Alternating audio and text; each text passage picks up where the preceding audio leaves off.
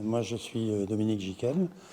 J'ai travaillé 18 ans à la conserverie Sopiquet de Saint-Sébastien. J'y suis arrivé en 1975 et j'ai quitté en 93 suite à un licenciement collectif. J'occupais les fonctions au sein du service technique. Ma spécialité, j'étais de formation mécanicien marine, donc moi je m'occupais de tout ce qui était réseau vapeur et réseau fluide en général. Alors, transformation, en fait, ça n'a pas arrêté. À l'époque, c'était un monde en perpétuel mouvement. Il y avait des changements de machines. Il y a eu aussi à peu près à la moitié de mon temps que j'ai passé là-bas, il y a eu une très grosse transformation suite aux normes européennes d'hygiène. Donc là, ça a été jusqu'à la démolition de l'ancienne usine et la reconstruction d'un atelier flambant neuf avec des normes d'hygiène extrêmement élevées.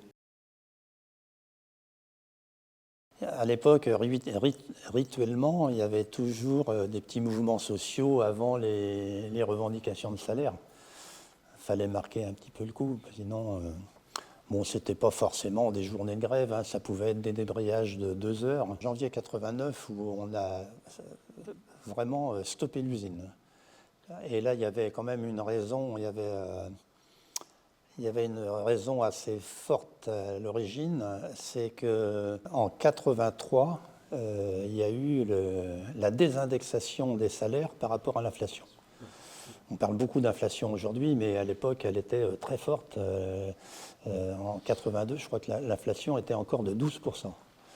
Donc en 83, il y a eu cette désindexation des salaires par rapport à l'inflation. Et inévitablement, derrière, les employeurs, après, n'ont pas suivi. C'est-à-dire qu'on s'est retrouvé pratiquement 5 ans ou 6 ans avec très très peu d'augmentation de salaire et avec surtout une grosse perte de pouvoir d'achat. Et la colère a monté, ça a mis 1 an. La colère, on alertait à plusieurs reprises, on a alerté la direction en disant c'est pas possible, il faut faire quelque chose. N'ayant pas de réponse, on a fait une semaine de blocage sur toutes les usines en France en 89. Et là, évidemment, Sopiquet a été pris à la gorge et on a obtenu 7% d'augmentation. Ce qui était quand même énorme pour l'époque. 7% d'augmentation de rattrapage. Parce que une fois que ça a été désindexé, les responsables de l'entreprise avaient plus ou moins promis de continuer d'augmenter à peu près sur les valeurs de l'inflation. Et il n'en était rien du tout. Et donc ça veut dire qu'au fil des ans, on perdait énormément de pouvoir d'achat. L'entreprise Sopiquet était vraiment en perte de vitesse à ce moment-là. Elle perdait beaucoup de parts de marché. Sopiquet avait, à l'époque, travaillé sur 3 secteurs. C'est-à-dire, il y avait le poisson, conserverie de poissons, maquereaux, sardines, etc. Il y avait les légumes.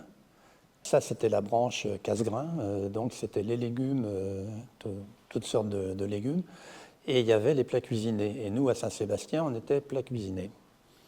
Et en fin 89, Sopiquet a perdu les légumes, c'est-à-dire qu'ils ont tellement perdu de parts de marché dans les années précédentes que c'était plus possible, ils ne passaient plus du tout dans les centrales d'achat. Donc, ils ont vendu à un concurrent. Donc ça, c'est la première étape, 89. Ensuite, pour les plats cuisinés, ça n'allait pas bien non plus. Pareil, ils perdaient depuis des années, ils perdaient des parts de marché. Ils avaient tenté de faire des nouveaux produits, des plats cuisinés individuels et tout, mais qui ne marchaient pas. Sur des lignes où il y avait du très mauvais matériel avec beaucoup de pannes, donc ça faisait monter le coût de la production. Et donc ils ont pris la décision en 93 d'arrêter la branche plat cuisiné. Et comme nous on était branche plat cuisiné, ils ont reclasser une partie du personnel dans d'autres usines poissons en France, notamment à Saint-Jean-de-Luz, à Vannes, à Quimper. Et moi, à l'époque, j'ai fait le choix de ne pas suivre.